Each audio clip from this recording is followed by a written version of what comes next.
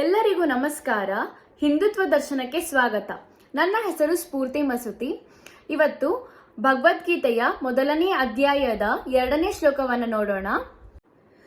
ಸಂಜಯ ಉವಾಚ ದೃಷ್ಟ್ವಾ ತು ಪಾಂಡವಾನೀಕಂ ವ್ಯೂಢಂ ದುರ್ಯೋಧನಸ್ತದಾ ಆಚಾರ್ಯಮುಪಸಂಗಮ್ಯ ರಾಜಾವಚನಮಬ್ರವೀತ್.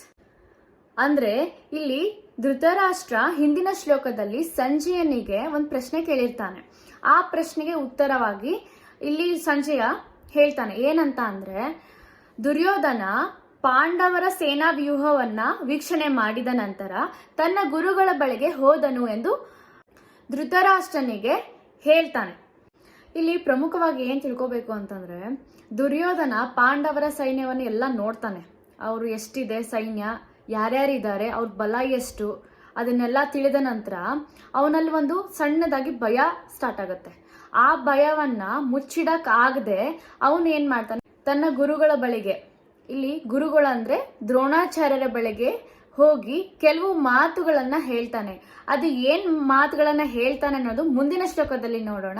ಈ ವಿಡಿಯೋ ಇಷ್ಟ ಆಗಿದ್ರೆ ಲೈಕ್ ಮಾಡಿ, ಶೇರ್ ಮಾಡಿ, ಕಮೆಂಟ್ ಮಾಡಿ, ಸಬ್ಸ್ಕ್ರೈಬ್ ಮಾಡೋದನ್ನ ಮರಿಬೇಡಿ. Thank you. ರಾಧೆ ರಾಧೆ.